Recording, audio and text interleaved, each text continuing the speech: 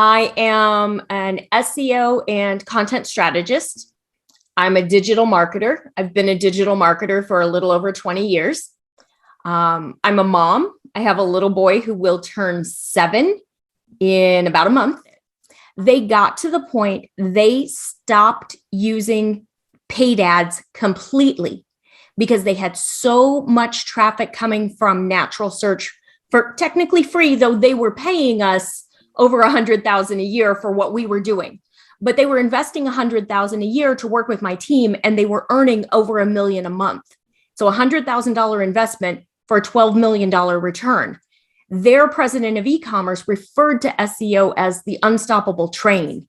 You guys just start putting in something related to your topic area in Google and see what it pulls up. Because Google's suggested search, that's what that is. That is search that those are terms that people are searching right now that Google thinks you might be interested in as well. Well, as a blogger or a content marketer, that's gold, my friend, because that's what people are looking for. Okay, what is a lesson that took you a long time to learn? That I'm smart. It is. Hello, fellows. Welcome to the next episode of Jagged with Jasravee, conversations at the edge with thought leaders from the marketing, branding, and the business world. Conversations that ignite new ideas with rough, sharp edges that cause positive change. Hi, Rachel. It's wonderful to have you on my show. Hi, thank you so much for having me. I'm really excited to be here with you today. Okay, so Rachel Lindteigen, if I requested you to tweet your profile, what would you say? I am an SEO and content strategist. I'm a digital marketer. I've been a digital marketer for a little over 20 years. I'm a mom. I have a little boy who will turn 7 in about a month. I have worked for myself for the last 5 years. I've been in digital marketing, like I said, for about 20. I love the flexibility that digital marketing and working for myself gives me because it allows me to do things that I love, such as giving up my lunch hour once a week to volunteer in his classroom, which allows me to go and help. I get to go help first graders learn how to read, which makes my heart so happy. But then I get to come right back here and work with my students and my clients and jump right back into business mode. So there is one topic where either people are intimidated by it, like you mentioned, SEO, or they trivialize it. They don't know its power. Best part of talking to experts is that they demystify it for you without losing the important anchors that are required to understand it fully. So, Rachel, I, with my audiences, would be learning today. Okay, that's great. So, first of all, what is SEO? Like, if you had to teach it to people running their own businesses, or just humans, like you say. Absolutely. So what SEO literally is your chance to tell Google, hey, this is what this page is about. This is what this blog post is about. And oh, by the way, this is the information people are looking for. And then Google goes through and reads the specific things that we do on the page for SEO. They read all those things. And then Google's like, oh, this page is about X, which is your keyword. This page is about this item. Cool. And they put it in their search engine. They put it in their database. And then the next time somebody searches with that keyword, Google goes, I've seen a website that had that. I've read that page that's all about that. Let me show it to them. Now, that's kind of oversimplifying because there are different factors that are going to impact how high you show up in the search results, which is what we work on from an SEO standpoint. But it is very literally your opportunity to tell Google, hi, would you show my page to people who are interested in this keyword? And if you're using your strategy the right way, you're creating content that's about the keywords that are tied to your business. And that's how SEO helps to grow your business.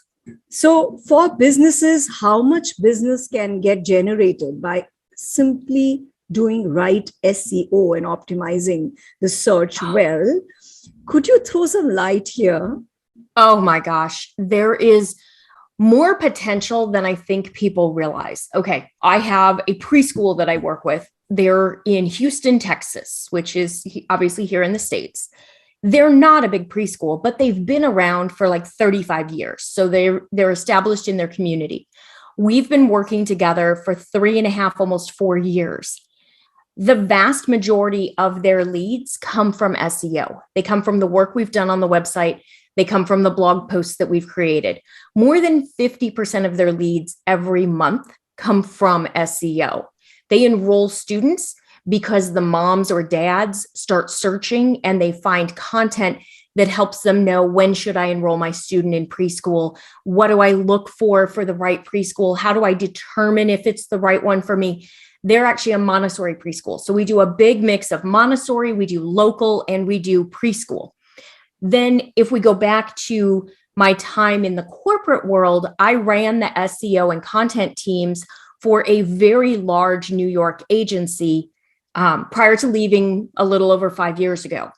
I worked with e-commerce clients there, big companies that were all over the world, companies that they may be headquartered here, but I'll bet they have locations in India, like brands that your audience would be familiar with. They made easily over $1 million a month from their SEO campaigns. We would create blog posts. We would optimize the website. We would create those website pages. They would get the visibility. People would search. They'd come in and we could track, because we had it set up in Google Analytics. We had e-commerce conversion tracking set up. So we knew where they were making the money from. I had one client, one of my favorite, not one you would be familiar with, but they were a home retail store here in the States. They had about 350 locations across the country, which you consider we have 50 states. 350 locations is a pretty good size.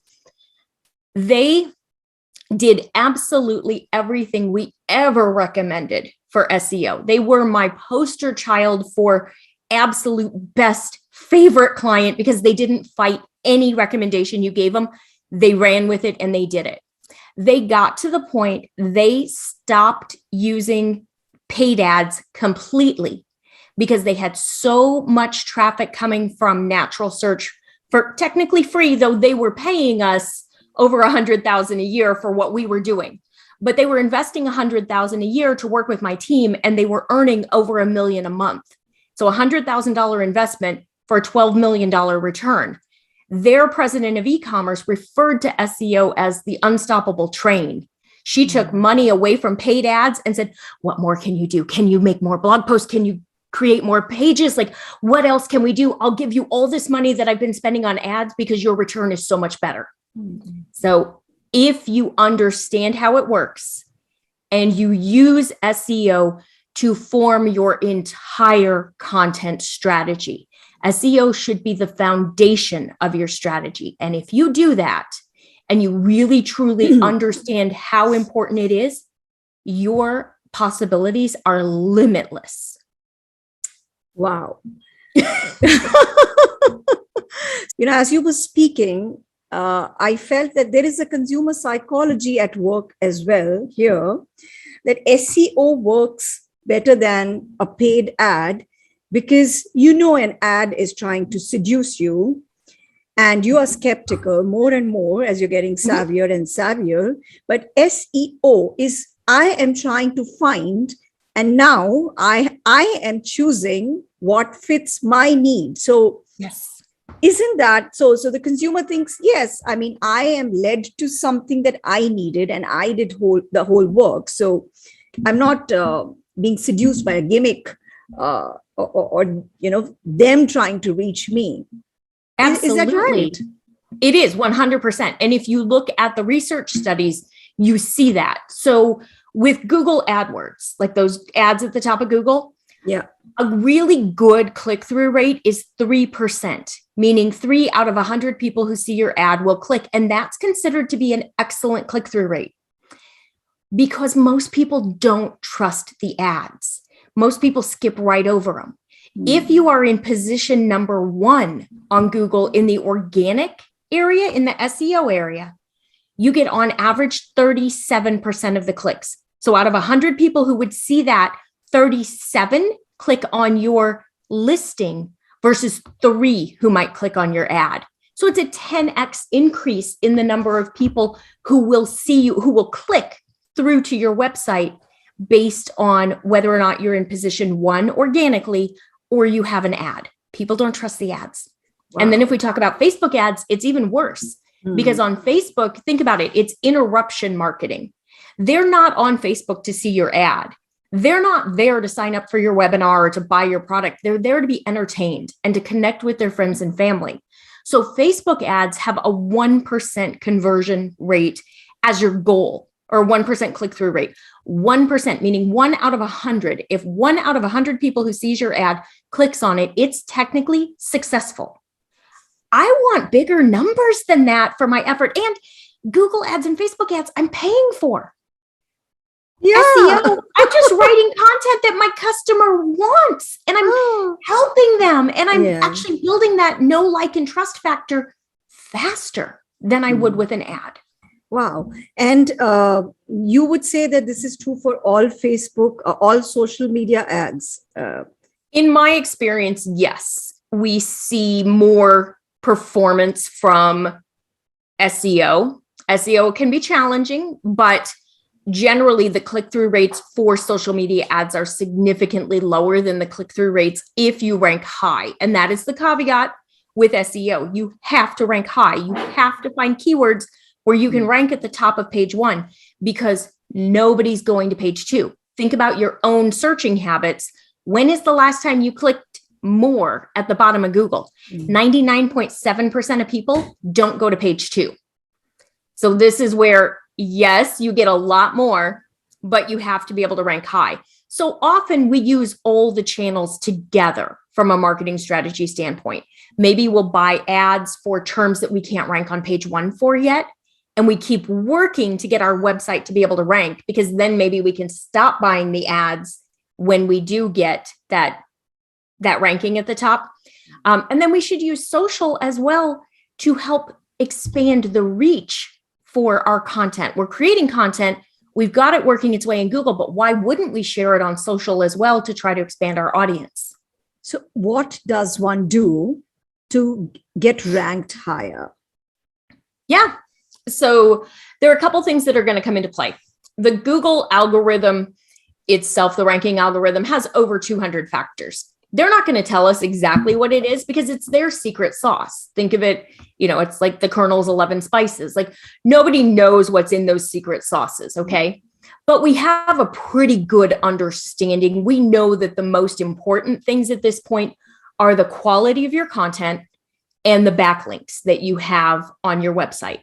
We also know that you can't cheat with those 2 factors because of the Google algorithm updates and the penalties with Panda and Penguin that now, gosh, they're about 8 to 10 years old. One says you have to create really great content, and one says you can't cheat and buy links. Like you have to have links that are natural, that you're attracting. So how do you get to the top of page 1? You do some research, you brainstorm, you think of topics and ideas and the questions that your audience asks you all the time, the questions that you get asked before people buy your product or book your service or reach out to you to work with you. Then you go through, so you have that list. Then you go through and you do some keyword research and you look to see where is there a keyword that has some search volume. It doesn't have to be high search volume. In many instances, keywords with lower search volume actually convert better, especially for small businesses. So you look for some search volume and you look for low competition.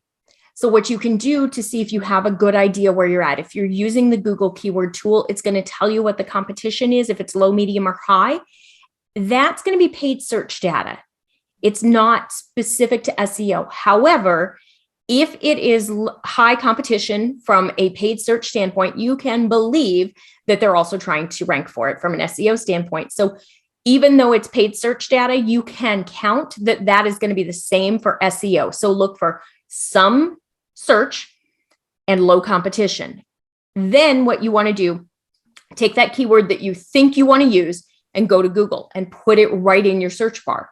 And I want you to see who shows up at the top of page 1. Are they businesses that are your direct competitors? Are they people in your community? Are they people that you know?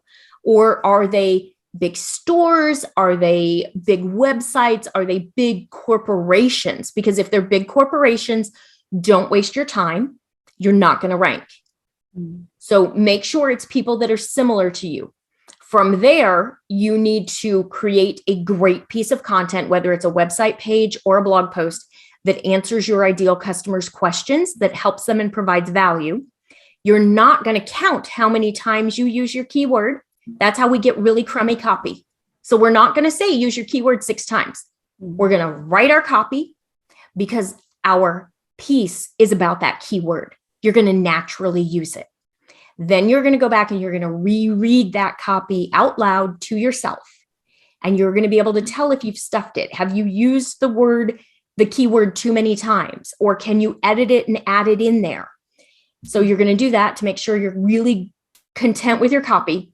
Then you're going to use your keyword in all your areas that Google is going to look for. So Google's going to look for it in your copy. Make sure it's in your first paragraph. That's important.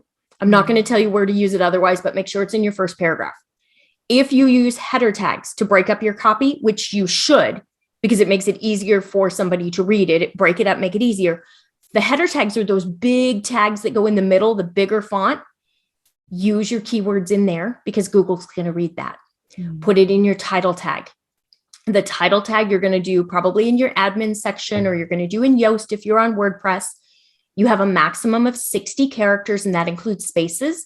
Keyword, make sure you use your business name in there.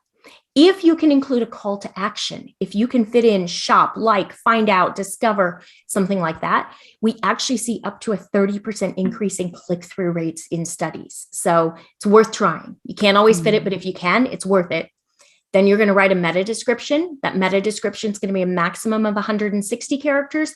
That also includes spaces. Then you're going to put a picture on that page or several pictures. If you have more than 500 words, I'd probably add a second photo. So the general rule of thumb is 1 image per 500 words. That image, you're going to save the file. You're not going to use image 127 or anything like that. You're going to use your keyword in the file name. So you're going to use keyword and then dash, and that's the one that looks like the minus sign because Google reads that as a space. And then a bonus tip here, if you want to show up in Google image search for your business name, put your business name in there with some little dashes in between it. And it does not matter if your image file name is 10 words, it doesn't matter. There's no rule about that. You want to make sure your keyword is in your URL. And then the last thing that you can do is make sure that image that you're uploading, you've smushed it, or you've used a minification tool, or you've done something so that it's a small file size. Because the number one thing that I see that slows websites down is how long it takes for big image files to load. And Google likes a speedy site. They reward sites that are faster. Wow. It's a lot, but it's the same process for every page. And once you understand how it works, it's easy and it's exciting because every single piece that you write then becomes an opportunity for new leads to find your business. Yeah, absolutely. So across the consumer journey, across the funnel, so you are getting the customer, you're engaging them, then you are converting them. So would the approach to SEO or content management vary, across a blog, across a website, or, when you were talking, you make it so simple and exciting and interesting, Rachel, I felt like, SEO is helping build the road from the consumer's house to the business. So when I do content strategy, we look, because you're going to have consumers at different stages. So if we look at a traditional consumer sales funnel, a traditional marketing funnel, not this online world marketing funnel, but a traditional consumer one, we start with awareness. They have an idea that they want to look for something, but they don't really know what it is.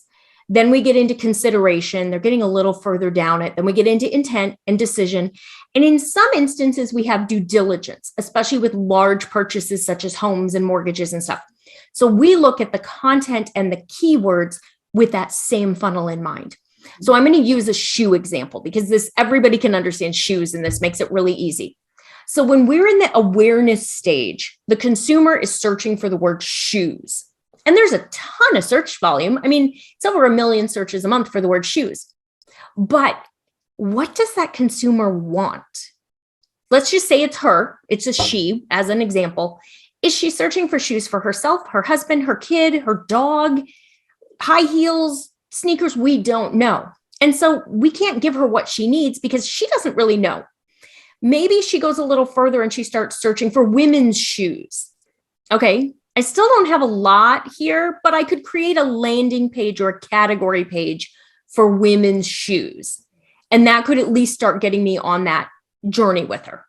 But then what if she goes the next stage and goes into awareness and goes into, or not awareness, I'm sorry, intent, and goes into women's running shoes? Okay, I have a pretty good idea. I can definitely, if I'm e-commerce, I can definitely create a landing page and a category page for women's running shoes. And I have a pretty good chance of being able to sell that.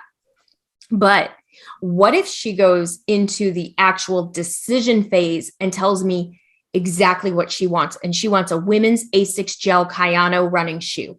She knows the brand, she knows the style, she knows exactly what she's looking for.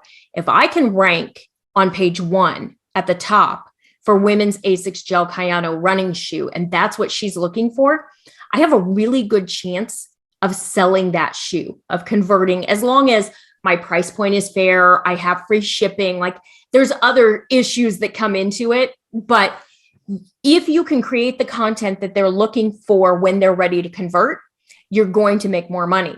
Now, from a full journey, you need to have content at every phase, because not all of your consumers are at the same stage today. Some are coming in to find you the very first time. So with my funnel, with my website, I have an opt-in that's a quick start guide. That's for the person who's just learning, that goes through all those things you're supposed to do on your website. And I have blog posts about how do I get started and how do I learn SEO. And I have blog posts on what's a title tag and how do I write a good one. So the people that are right there at the very beginning. Then I have ones for people who are a little further along in the process, and how do I, what's blog SEO, and how do I optimize my blog, and how do I make money from the blog that I'm writing, and how do I do this? And then I have training classes for my audience once a month where it's just a free live training, and we take a subject and we discuss it. And that helps them move to that next level. What we're finding today is people don't want to have to talk to someone. They don't want to pick up the phone. They don't want to talk. They want to be able to get the information that they need off the website, which means as a business, you need to have the information that is going to help nurture your client, your potential customer, on your website. And you need to have it optimized so that they can find it on Google, because they're not going to come direct to your website. Google is where they're going to go to find you, or social media or somewhere like that. But they're going to start on Google. There are billions of searches every day on Google.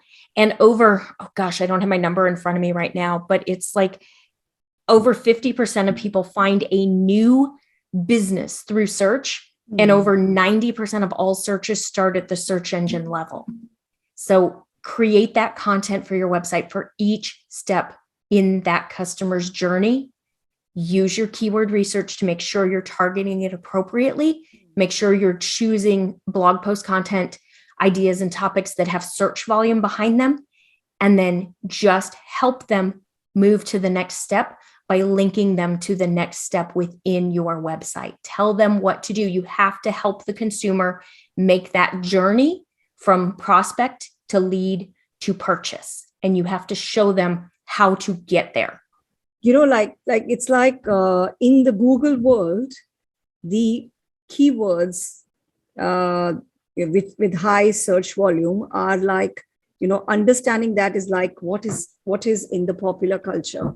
You know, it's like when we are making a brand strategy, you know, we look at the popular culture and then we look at consumer insights. It's like, okay, we've talked to these people, but what is the larger consciousness about? Yeah. and you figure that out, and then you are linking the two. That's lovely. I mean, I'm making this analogy to really let these words of wisdom sink in and retain them. Yeah, so this is amazing. And Rachel, so somebody is writing a blog, okay, it's just that, and they start thinking that I want to write blog posts that people actually want to read, and the search volume should increase, my community should increase, and my followers should increase. So you've talked about the blogs, you've talked about it from the point of engagement, and how a business person can look at it. But just a person who's building a community for blogs, is there an additional advice or a tip?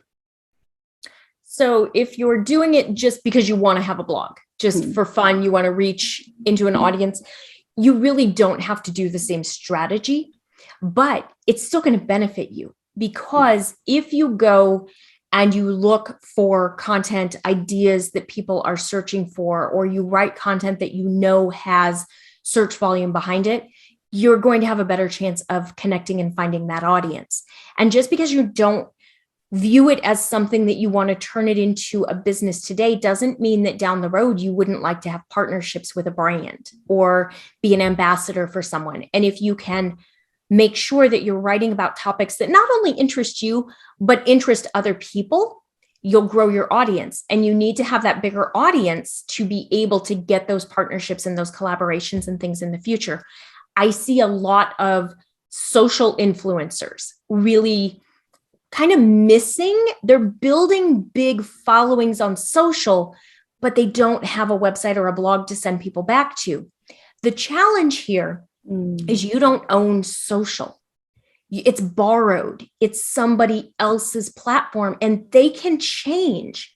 They can change the algorithm at any point in time. And oh, by the way, they do, like, constantly. Absolutely. Constantly. Or what about the day that Facebook and Instagram went down and people were freaked out because businesses lost money? I still made money that day because I had stuff coming in through my website, through my blog, and through my email. So you really need to, even as just an influencer or something, you need to have your own website, and you need to be blogging, and then share that. Use those blog posts to fuel your content ideas for social. That's what I do. Everything that you will see me talk about on social is on my blog in one form or another. I'm not going to talk about it in the exact same way, but I'm going to give you a really quick tip on social that ties back to a blog post that I wrote, because that's going to be helpful. And then if they like you on social and they read your blog post, they're more likely to then want to be part of your world and come back. That can change the game for so many influencers, They are, I mean, and if they are popular right now, and if they have a community and an audience, they must act now and, make it their own, convert it and build their own, just own it, basically. Yeah. Well, and that's the other thing. If you're using SEO, you're going to be getting more traffic. You're going to have more followers. You're going to have more people coming to your blog. When you ultimately want to do those collaborations, those paid posts, that is an opportunity if you have traffic. But if you're just blogging about random stuff that nobody's interested in, and the only people who read your blog are your mom, your grandma, and your best friend, you're not going to have those opportunities down the road. So really setting a content strategy, whether or not you're looking at this as something you want to make money from today, setting that foundation with that content strategy and really honing in on what you talk about is going to make it easier for you to also find your niche, because people will be like, oh, this gal talks about this kind of, she's got a 6-year-old, she's got whatever. It makes it easier to connect. Are you a mommy blogger? Are you a food blogger? Are you a lifestyle blogger? Are you a business blogger? Are you trying to do all four? Because you're not going to connect with anybody if you're trying to do all four on the same blog. That's going to be confusing. Figure out what your focus area is and then go about it in the same way. You don't have to take it to the same steps, but definitely do some research, My favorite place to get topic ideas, like if I'm brainstorming and I had this with a student yesterday. She emailed me. She's like, SOS, I can't figure out any topics. I know I need to create a blog. I don't have one. I need to create one. And I have total writer's block. And I was like, okay, let's hop on a Zoom and let's go through this during our hot seat in the student group and let's figure it out. And so we brainstormed, and I just started her with, what are the questions you get asked all the time? And who's our target audience? And we went from there. And then I taught her my favorite freebie, and I'll teach you guys. So easy. Go to Google and just start typing something related to your keyword. So she happened to be a realtor in Oregon. So we started typing in about real estate in Oregon, and she likes to work with first-time home buyers.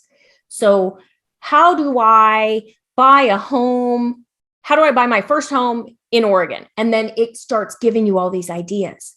You guys just start putting in something related to your topic area in Google and see what it pulls up. Because Google's suggested search, that's what that is. That is search that those are terms that people are searching right now that Google thinks you might be interested in as well. Well, as a blogger or a content marketer, that's gold, my friend, because that's what people are looking for. Take that, do a little bit of keyword research, pick the perfect way to say it, write that blog post if you can rank for it, go through the process we talked about. In the search results, you'll also see people also ask or related searches. Go through all of those. Those are all good opportunities for you. And that's all stuff that people care about right now. That's an easy way to get ideas. It is. It'll fill up your content brainstorm sheet so fast. Yeah. I'm going to try that. You should. And then let me know how it goes. I want to be able to celebrate if you find something really good and are able to do this and get it to rank. Like, that's the best part. We were celebrating wins in our student group yesterday, and we had a couple that got super huge links, like links in the domain authority in the 70s and 80s that will make a big difference for them. And one of the girls got a blog post to position number 1. And like, it was exciting. We had a really good discussion in there yesterday. Wow. So which tool would you say really works well for people just starting out, for finding keywords, key AdWords? Yeah. So you've got a couple options for ideas and topic generation and things like that. I like Google suggested search, like I talked about. I also like a site called Answer the Public. You go in there, it's a free one. You only can do a couple queries a day, but go in there and you can put in a keyword, and it's going to give you every kind of question that comes up. So it'll give you all the hows and the whys and the whats and go through that and see what ideas you get from it. Then I want you to use a keyword research tool. Now, there are different ones. There are some that are paid that have a free tier where you can choose maybe 2 or 3 or 4 keywords a day. That's a pain in the butt. You're never going to get anywhere if you can only do 3 words a day. So skip those.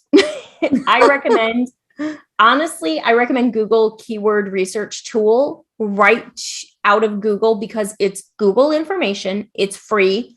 There's no limit on the number of searches. The only challenge is the Google Keyword Tool used to be separate. Google hates SEOs these days. So it used to be separate. It was great. It was easy. They moved it into AdWords. So now in order to access it, you have to have an AdWords account. So the first time you go to use it, you're going to be forced to set up an ad. You're going to be forced to enter your credit card information. You're going to be forced to set up an AdWords account. You do not have to ever run an ad. My credit card that's in my AdWords account is expired and has been expired for several years because I am not running ads, but I use the keyword tool. There's also a website called Small SEO Tools. That's a free one. And then I've been testing out Uber Suggest, and it's a paid one, but it's low cost. It's $29 a month, or you can buy lifetime access for $290. So I've been testing it to see if it's something that might work for my students. I like that they have a browser plugin that will show me the keyword research information right in Google. So when I'm doing my research and looking for ideas and topics, it'll pop right in there and tell me how much the search volume is and how competitive it is. And then I can see who's ranking for it, and I can get an idea as to whether or not I can rank. So it kind of saves me a little time. So there's different ones you can use. Wonderful. So comprehensive. I've been Rachel. at this a long time. I've tried them all. Yeah. Yeah. Good for our audiences, So, Rachel, if you did a crystal ball gazing and you had to look at a few trends, emerging trends when it comes to SEO. I think we've seen the biggest shift, which is a focus on high quality content. And that shift has been coming over the last 10 years.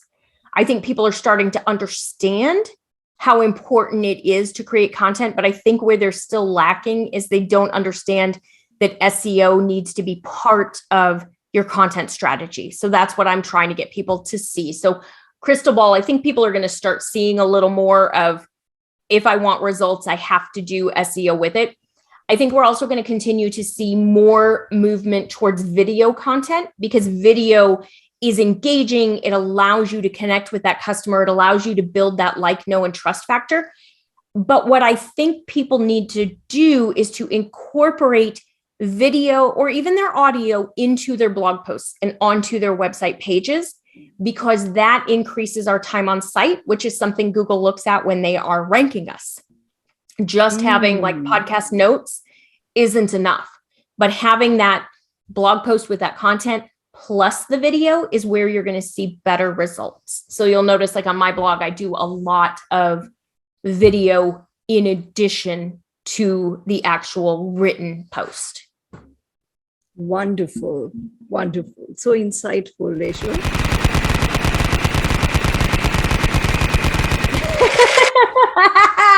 My son would love that. Oh my goodness. He would think that was awesome. Yeah. So your son is 7 years old, right? Almost. Yeah, he'll be 7 in May.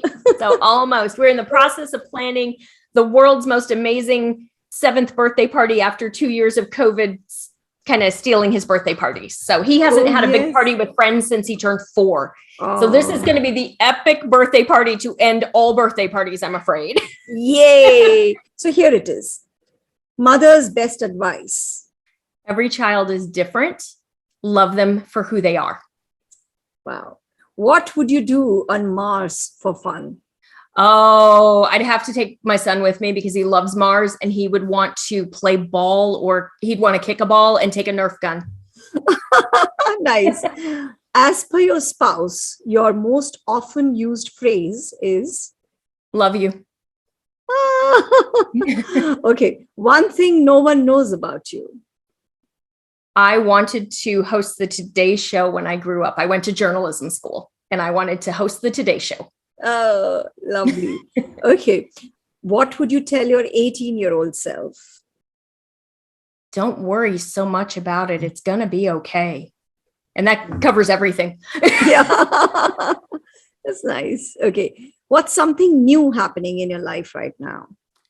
I get to chaperone the first field trip for my little guy next week. And he is so excited. He came running home from school saying, Mom, we have a field trip and they need those Shapa somethings. Can you do it? Oh. And your hand went up. Okay. I did. I had to move some things and make it work, and I had to reschedule some stuff. But when your kid wants something and you've made this shift, why wouldn't you do it? Yeah. Yep. What's your favorite childhood memory? Traveling my grandparents' summer homes and visiting family. What is your greatest joy? Being married, having a family, being a mom. For many years, I didn't think it would happen. So it's pretty awesome. It is. Okay. How would you like strangers to remember you? As kind and smart and nice. Okay. What is a lesson that took you a long time to learn? That I'm smart. It is. What's next? Business-wise, the SEO content class. So taking all of this and turning it into a class and expanding what I'm currently teaching. Personal-wise, getting ready for summer and figuring out our schedule and what we're doing, and having the world's biggest 7-year-old ninja birthday party, apparently. Epic. It is. So it's a wrap up, Rachel. Now tell me, would you like to share any online addresses? Sure. Yeah, about your website, where people Yeah, can reach you. Yeah. Anytime we can share and expand. That's awesome. So my website is etchedmarketing.com. I do have my opt-in that is an SEO quick start guide. You can get that right from my homepage. That's going to walk you through exactly what to do for SEO on your website or your blog. And it has a handy checklist that I've used with clients for like 10 years that you can reference to make sure you've done everything you need to. You can find me on social. I'm on Facebook, I'm on YouTube, and I'm on Insta. I'm most active on Insta these days, and it's at Etched Marketing Academy. Same handle across all of social, but if you're really looking to get a hold of me or DM or something like that, go to Insta.